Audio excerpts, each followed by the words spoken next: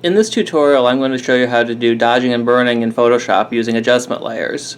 Dodging and burning are terms that come from the film darkroom, and they refer to techniques that are used to selectively lighten or darken an area of a photograph without affecting the rest of the photograph. So if you've got a picture that you've printed in the darkroom where you've got the overall contrast and the overall brightness looking good, but there's some areas that are too bright or some areas that are too dark, then you could use dodging and burning to correct for that. We can do that in Photoshop too, except that in Photoshop, by using adjustment layers and by using Photoshop selection tools, you can do this with a lot more precision than you could in the darkroom. You can select much smaller areas. Dodging and burning in the darkroom was very difficult to do with very small little detailed areas. It was something that was a broader technique that had to be done on larger areas. In Photoshop, if you're someone who's fanatical enough and someone who's a big enough perfectionist, you could dodge and burn hundreds of areas on a photograph if you wanted to put that much work into it. Now, what we're going to do here is, to get started, we need to select the area that we want to work on. The photograph I've got here is a photograph that I made of my grandfather about 12 years ago. And it's a pretty good picture of him, but my grandpa has his eyes are set back pretty far on his head, so they're always in shadow. So I want to try to lighten those up a little bit.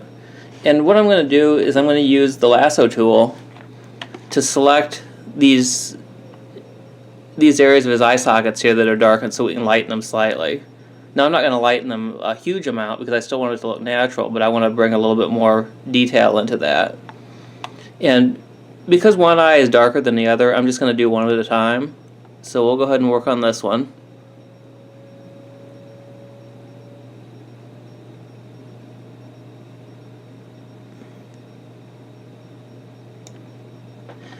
Now, if we were to take this selected area and darken it or lighten it using curves or levels, you wouldn't want to do it as it is now. Let me go ahead and create an adjustment layer with this and show you what happens if we just work on it with the raw selection. I'm going to do a curves adjustment, and then we'll lighten it.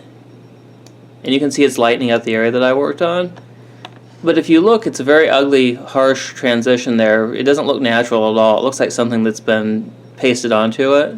What we want to do is we want to, after we do the selection, we want to blur the edges of the selection so that when we do the lightening, the transition between the areas we worked on and the rest of the picture are very smooth and you don't notice that it's been worked on like this. So I'm going to go ahead and, using our history here, go back to the lasso selection, and in order to blur the edges of the selection, what we want to do is go into quick mask mode. And quick mask mode is accessed by hitting the letter Q on your keyboard, and this is true on both the Mac and the Windows versions of Photoshop. When you hit the letter Q, you see that the entire photograph turns red except the area that we've got selected, and you can see the line there between the selected and unselected areas is a very hard, sharp line. We want to blur that line, and to do that we go up to our filters, choose blur, and then Gaussian blur, and you can see how the edges have softened considerably. Now you can adjust how much softness you get. If we go down to say 1 pixel, it really hasn't softened it much. As we increase the radius of the blur, you can see the edges are now getting softer and softer. Now, because this area that we want to work on, there isn't a real hard transition between the dark areas and the light areas in this picture. It's not like a real sharp detail, and so we want this to be fairly soft. And I'm going to use on this, I think I'm going to use about 19 or 20 pixels radius, and I'll go ahead and hit OK. And once it's done, then you hit the letter Q again to get out of quick mask mode. And you'll see the selection is still there, but you can't tell by looking at the moving line here, but the edges are still softened. Go back to the layers palette, choose curves adjustment layer, go up and make our change, and now you can see that we're lightening his eye socket, but it looks very natural. You don't see a hard transition between the lightened and darkened areas now. This might be just a little bit too much. Let's go down a little bit with that. But you can see that now that looks very natural. It actually balances pretty closely to the one on the other side here, but I'm going to lighten it very slightly as well because it's a little bit too dark too. So I'll do the same thing we did last time. We'll select the area that we want to work on.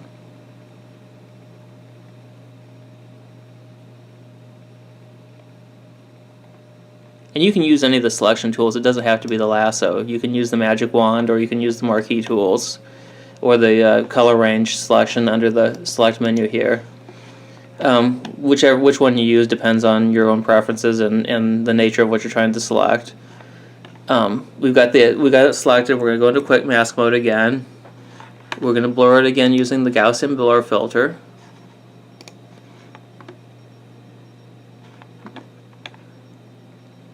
And I'm going to, I think I'm going to use about the same radius I used last time. Once you got the blur done, hit the letter Q again, get out of quick mask mode. Back to the layers palette, curves adjustment layer, and then we'll pull the curves up here to lighten. Now I have another tutorial that shows how curves work and how adjustment layers are done if this is a new technique for you. Curves is a very, very powerful tool in Photoshop for tone corrections. You can correct tonality, lightness, darkness, contrast, as well as color balance using curves.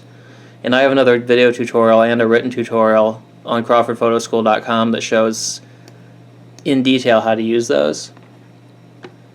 Okay, I think that looks pretty good. And you can see here, just like in the other one, the transition between the lightened and darkened areas is very natural.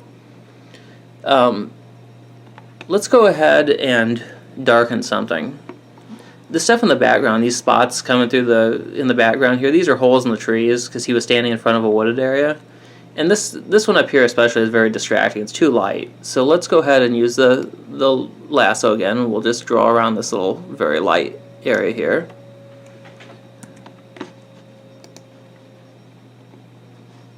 I'm going into quick mask mode again by hitting the letter Q. I'm going to choose Gaussian blur again.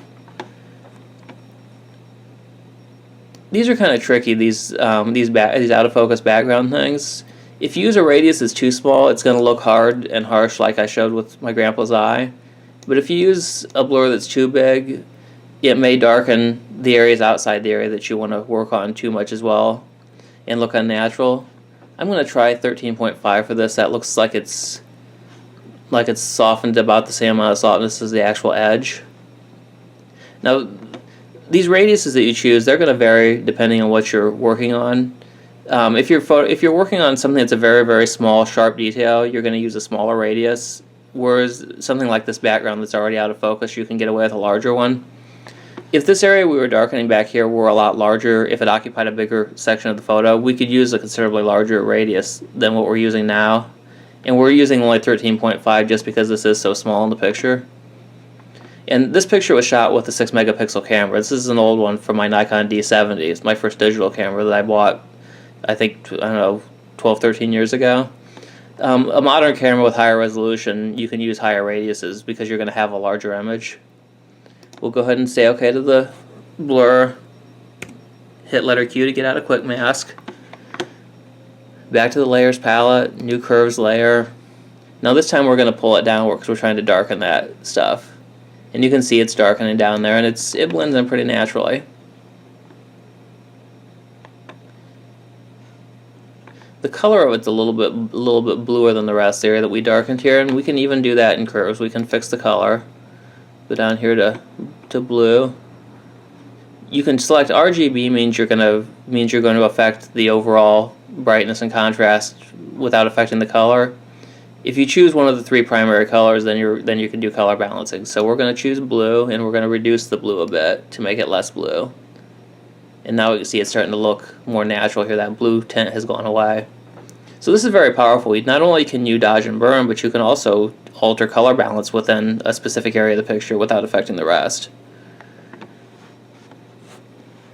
Now one thing too that's very interesting you can do with these is once you've created an adjustment layer, if there's other areas of the picture that need the same correction, you can actually use the paintbrush tool to paint on an adjustment layer to open up more areas of it. Because if you look over here in the layers palette, each layer has a little rectangle here, which these first two layers are layers that affect the entire picture. They're ones I use to set the overall color balance and contrast.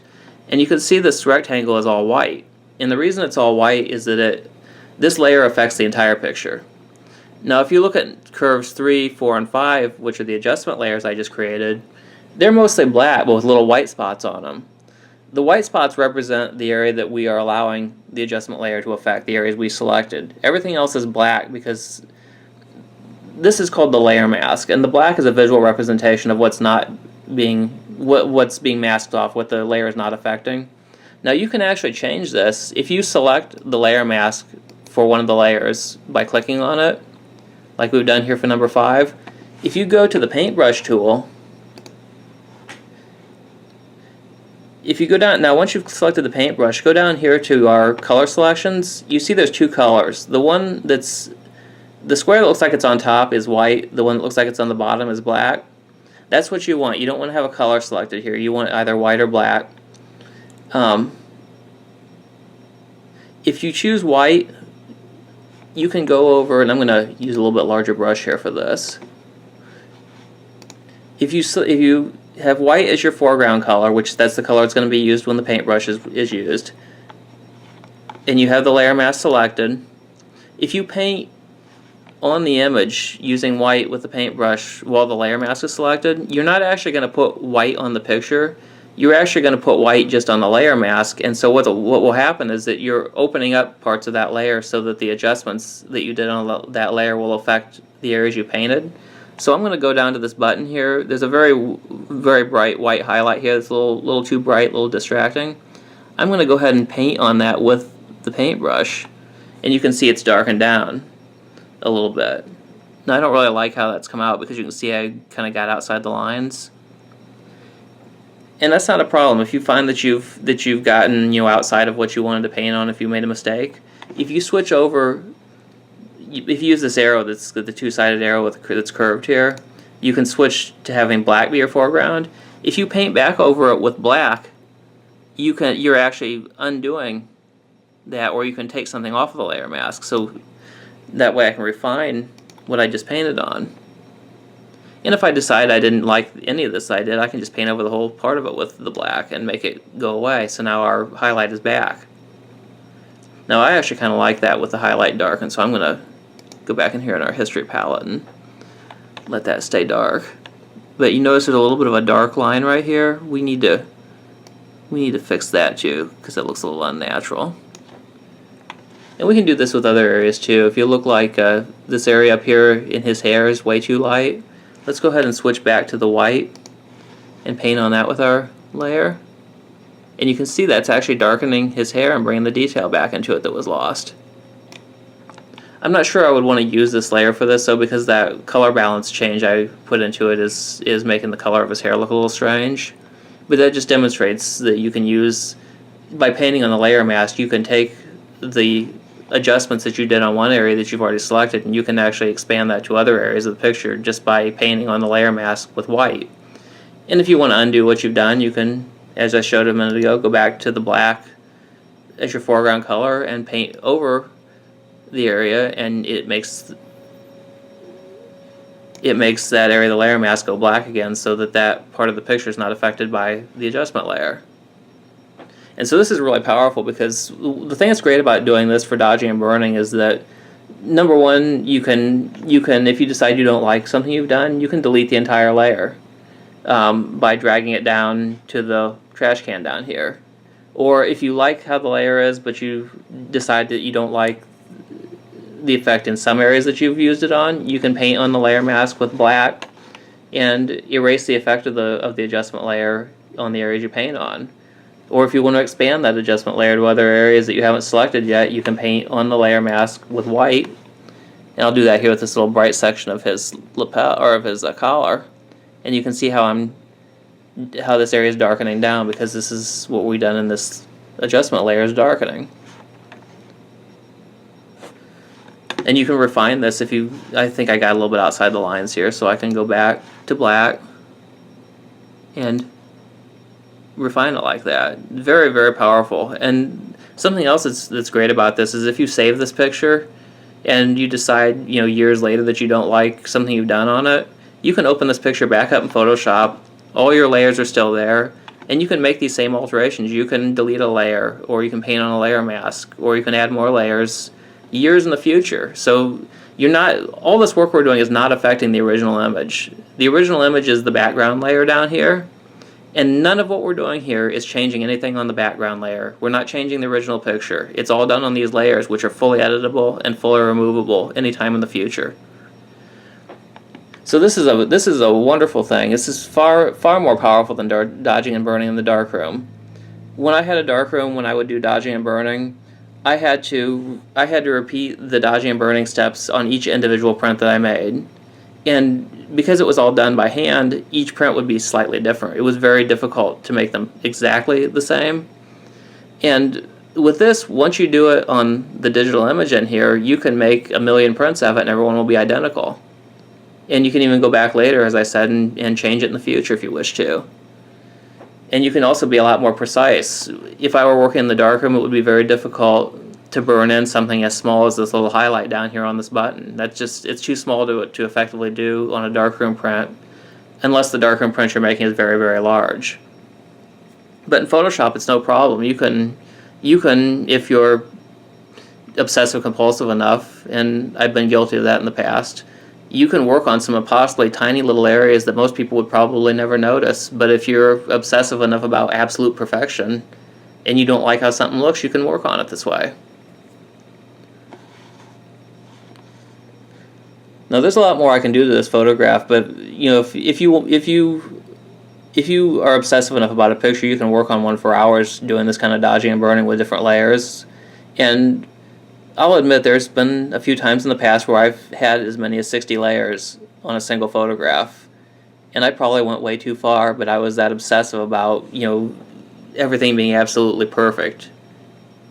And so, it depends on how obsessive you are. And there's been times that I've done that and I've looked at the picture and said, oh crap, I don't like this. I've done way too much. I've overworked it. Delete a bunch of the layers and start over again. But since I haven't affected the original picture, that's not a problem. But if I wish to, I could work on a lot more of this. I would like to darken this part of his hair up here. It's a little bit too light, and maybe this little section over here. Maybe lighten his eyes just slightly. Let's go ahead and do that, actually. We'll give another demonstration of how to do this on a small area. What I'm going to do here, I just want to lighten his eyes themselves, not the eye socket. And so I'm going to select the eye very carefully here with the lasso tool. Now this is an example of one that when you do the blurring of the edges, you're going to do a very small radius because it's a very small detail.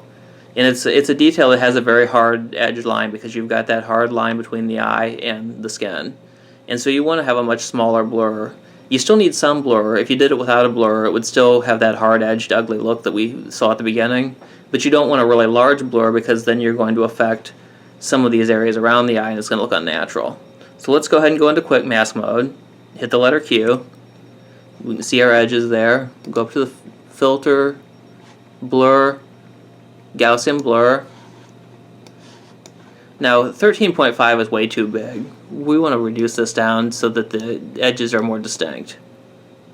I think something like this, about 3 pixels is a good radius for this because the edges still stay distinct, but it's softened enough that it's going to look natural. It's not going to look, it's not going to look like we pasted something on there that doesn't belong there. Go ahead and hit OK. Leave quick mask by hitting the letter Q. And then we'll create an adjustment layer. We'll do curves again. That's my favorite type of adjustment layer for adjusting contrast and color. A lot of people like to use levels, but the curves is really a lot more precise, a lot more powerful. Now I'm going to lighten that just slightly, bring a little bit more sparkle into his eyes. Now if you look at my grandpa's other eye, I think I'd like to lighten it too. It's also a little bit too dark. And I think what I'm going to do with this, instead of giving it a second layer, is I'm going to use the painting on the layer mask technique. And to do that, we need to use our paintbrush, and we need to make sure that the color is white.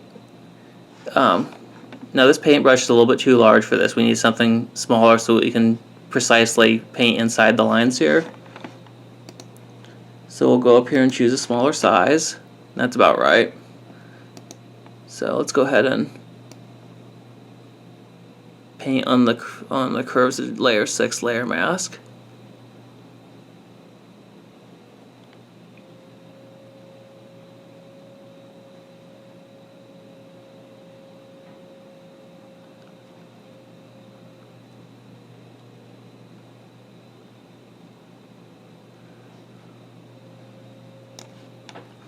Yeah, that looks pretty good.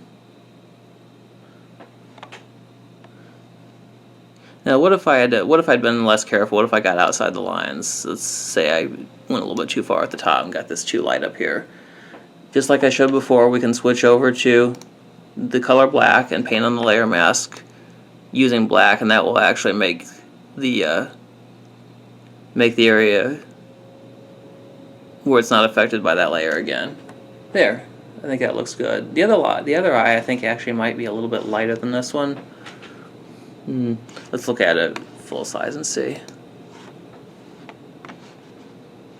Yeah, this one's a little bit darker than this one. Let's go back up here and fix that. Now there's an easy way to do this. I'd like to do this as a separate layer to lighten this one just slightly more than the other one.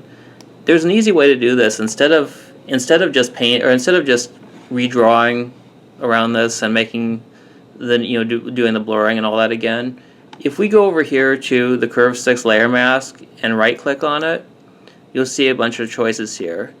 Choose add mask to selection, and you can see that the selection of both eyes here now shows up. Now we only want to use this one. We don't want to use this one. And what we'll do is we'll go to the lasso up here, and if you hold down the Alt key in Windows or the Option key on a Mac, and you'll see that when you do that, the cursor has a little minus sign next to it. Just draw around the one we don't want to use, and it will actually subtract that one. So right now the only one selected is this.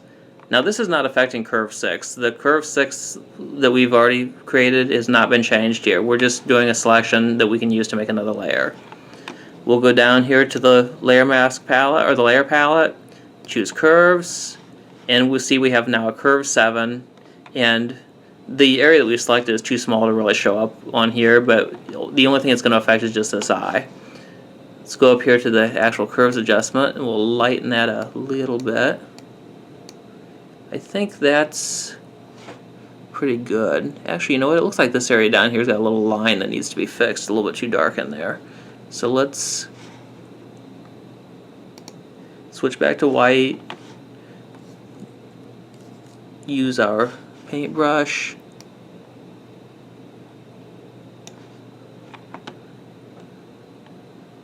No, I guess that's the color it is. I think that's I think we'll be okay there. Let's go ahead and look at the full picture now. His eyes might be a little bit too bright blue now. I don't know. I have to see it printed, because sometimes these things, when they're printed, the colors dull just slightly, and so having it, I'm going to darken the one I just lightened just very slightly, because I think it was a little too bright compared to the other one. I think I'll go ahead and leave it like that, because my grandpa really did have light blue eyes like that, and I think that does look, even though on the screen it might not look totally natural, in a print I think it'll look pretty close to what he really looked like. So I'll go ahead and keep that and save it. So yeah, as I've shown here, using the layer masks, by selecting an area, blurring the edges, and then making an adjustment layer, you can use these layers to lighten and darken and even change color balance on selected areas of your picture without affecting anything else. It's a very powerful tool for getting the tonality and the color of your picture absolutely perfect. I've used the first 2 layers here are ones I did just for overall tone balancing, and I did those before I started the tutorial. So I've done 5 layers here for dodging and burning, and I've gotten the picture pretty close to perfect. If I were going to put a little more work into it, as I said, I might darken down some of this very light areas of his hair. Other than that, it's pretty close to a perfect picture of my grandfather. He passed away about 4 years ago, so these pictures, they're all I've got to remember him by now. So these are important things to me, and I'm still working through a lot of my old ones like this. I think it looks beautiful, and I think these techniques will work for your pictures too.